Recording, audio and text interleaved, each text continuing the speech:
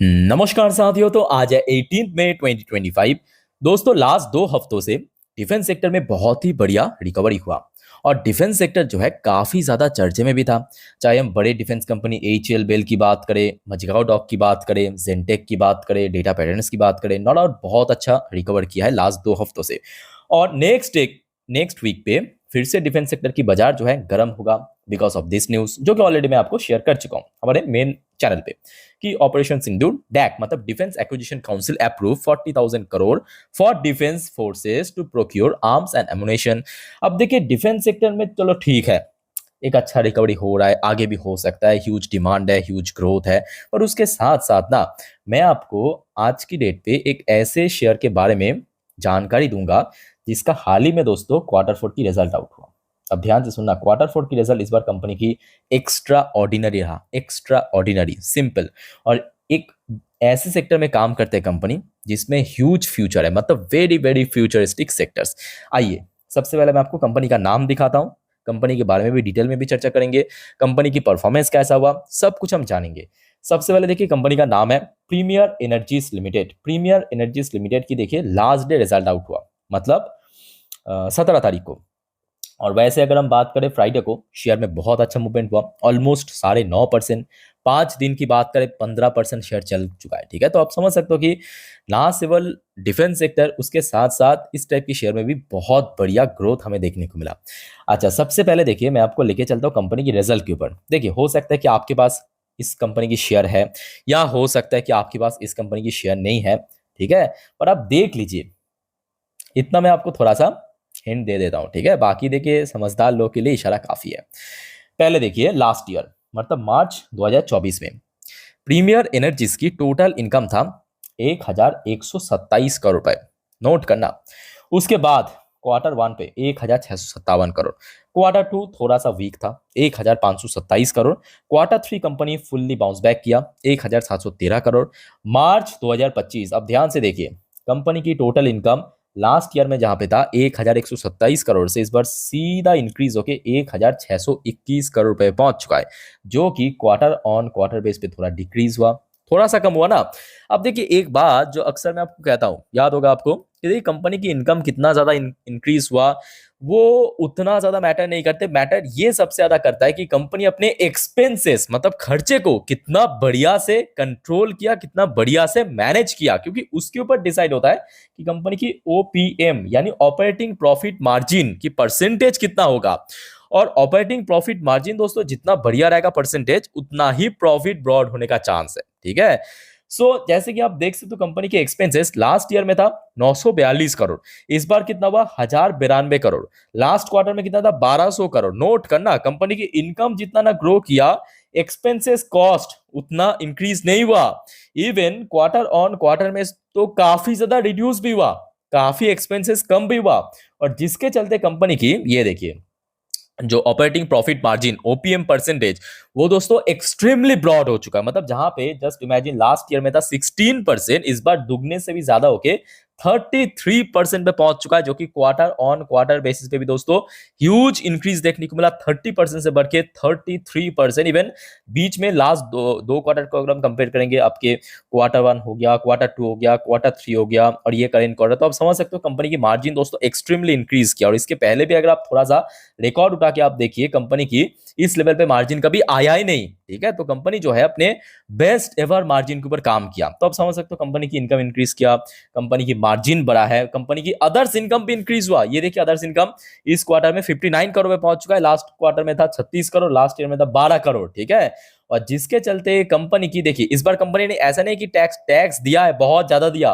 Last year में tax दिया था 9%, इस बार दिया 25%। ठीक है, इतना ज्यादा टैक्स देने के बावजूद भी कंपनी की नेट प्रॉफिट दोस्तों एक्सट्रीमली गेन किया, एक्सट्रीमली गेन। लास्ट ईयर में कंपनी की नेट प्रॉफिट था 104 करोड़ से इस बार बढ़ के 278 करोड़ रुपीस पे पहुंच चुका है। जैसे कि मैं इस वीडियो की थंबनेल पे मेंशन किया, एक जगह पे आप देखिए बीचों बीच की Q4 100% प्लस ग्रोथ है ना।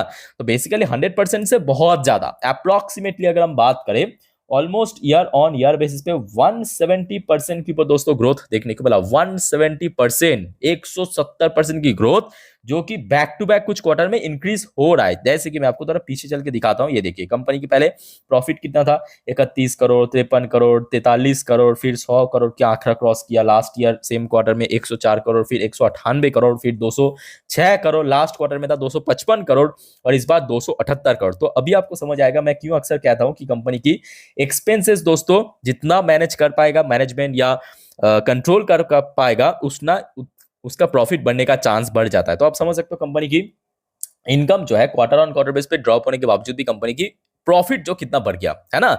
सो उस हिसाब से कंपनी की जो ईपीएस अर्निंग पर शेयर उस पर भी चेंजेस हुआ। लास्ट ईयर में ईपीएस था 3.95%, लास्ट क्वार्टर में था 5.66%, इस बार बढ़ के 6.16% पे पहुंच चुका है। यानी ओवरऑल बात करें एक कंप्लीट परफॉर्मेंस दोस्तों देखने को मिला इस कंपनी के द्वारा। अब देखिए जो सबसे बड़ा क्यूरियोसिटी या सवाल आपके मन में पैदा हो रहा है, आई थिंक कि कंपनी कौन सी सेक्टर्स में काम कर रहा है। जो आपने शुरू में कह रहा था कि बहुत ही फ्यूचरिस्टिक सेक्टर्स है, बहुत ही फ्यूचरिस्टिक कंपनी है, कौन से ऐसे? तो आप देखिए कंपनी मेनली जो मैन्युफैक्चर करता है, ऐसे नहीं कि सप्लाई। देखिए एक होता है कि कंपनी के पास आया, असेंबल किया, उसको सप्लाई कर दिया, नहीं, कंपनी खुद मैन्युफैक्चर करता है। कौन सी चीज मैन्युफैक्चर करता है? Integrated solar cell and solar panel. आज की डेट में देखिए इस पर्टिकुलर सेक्टर में ना ह्यूज ग्रोथ है। आप देख सकते हो कि चारों तरफ जो सोलर पैनल है ना, चाहे अदानी ग्रीन सेट करे, टाटा पावर सेट करे, दोस्तों ये जो बड़े बड़े कंपनी जो सोलर पैनल यूज करता है ना, उसको मैन्युफैक्चर कौन करता है? इस टाइप की कंपनी, प्रीमियर एनर्जीज जैसे कंपनी। हाँ, कुछ बड़े कंपनी की खुद का भी मैन्युफैक्चरिंग प्लांट होते हैं, मैन्युफैक्चरिंग फैसिलिटी होते हैं, बट स्टिल बहुत सारे ऐसे कंपनी है जो कि दूसरे से खरीदते हैं और खुद इंस्टॉल करता है। जैसे कि प्रीमियर एनर्जीज लिमिटेड, ये खुद दोस्तों मैन्युफैक्चर करता है solar cell and solar panel, जो वो छत में बिठाता है ना ऐसे स्क्वायर स्क्वायर, तो वही दोस्तों। इसके अलावा आप देखिए इट्स प्रोडक्ट पोर्टफोलियो, कौन कौन सी प्रोडक्ट कंपनी के पोर्टफोलियो में है, जैसे कि सोलर सेल हो गया, सोलर मॉड्यूल हो गया, मोनोफेसिकल एंड बिफाफेसिकल मॉड्यूल हो गया, ईपीसी, ओएनएम सोल्यूशन। ठीक है, तो कंपनी को ओवरऑल बात करें एक बहुत ही अच्छी बिजनेस मॉडल है, बिजनेस पोर्टफोलियो है। और कंपनी की बात करें कि ये कोई छोटको मोटको कंपनी की बात नहीं हो रहा है, 50,000 करोड़ की बड़े कंपनी। ठीक है, और आज की डेट में कंपनी की ईपीएस बढ़ने के साथ साथ इसकी पीए रेशियो भी ड्रॉप हो गया, 54.2 पे पहुंच चुका है। अब इसकी आरओसी चेक कीजिए, आप इसकी return on equity ROE check कीजिए, आप चौंक जाएंगे। 50 के ऊपर आरओई, आरओसी के ऊपर कंपनी काम कर रहा है, जस्ट इमेजिन। और ये तो मैं आपको आज का परफॉर्मेंस दिखाया। ठीक है, अगर आप थोड़ा पीछे चल के कंपनी की बैलेंस शीट को झांकेंगे ना, तो आप देख पाएंगे कि कंपनी, ये देखिए लास्ट 5 साल में कैसा काम किया। सेल्स ग्रोथ आप देख के चौंक जाएंगे, 5 साल की, लास्ट 3 साल की, ये इस साल की।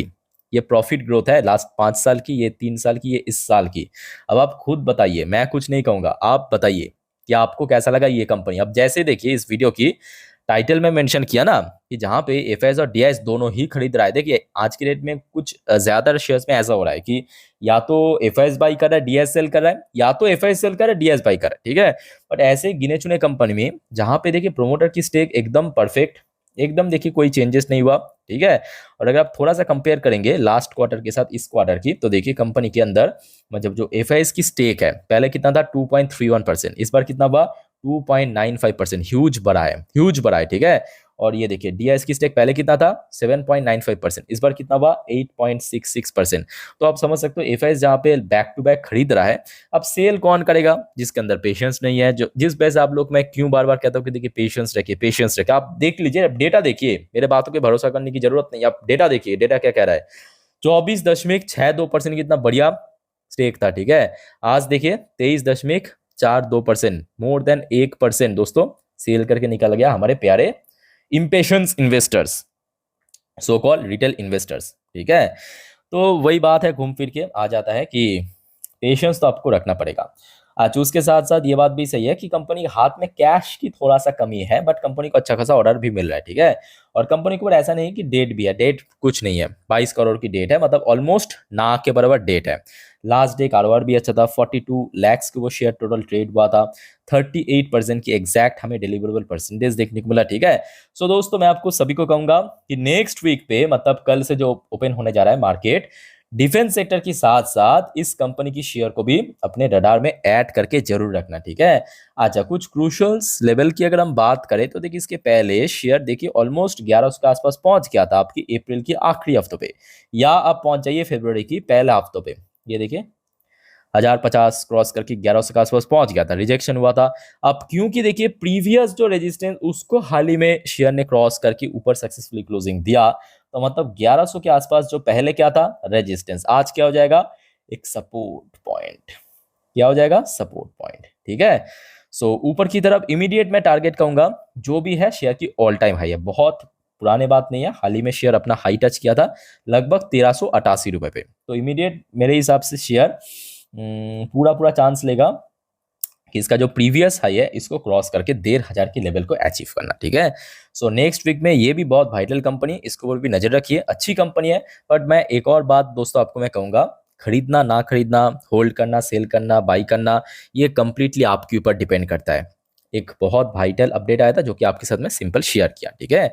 सो दोस्तों अगर आपको वीडियो अच्छा लगे वीडियो को लाइक करना, चैनल को सब्सक्राइब करके जरूर रखना इस टाइप की इन्फॉर्मेटिव वीडियो हर रोज पाने के लिए। और आज रात की 10:30 वाली वीडियो देखना मत भूलना, जिस पर हम नेक्स्ट डे मार्केट प्रेडिक्शन, पूरे दिन की शेयर बाजार की अपडेट को कवर करेंगे हमारे मेन चैनल, दूसरे वाली चैनल स्टॉक मार्केट इंडिया पे, ठीक है।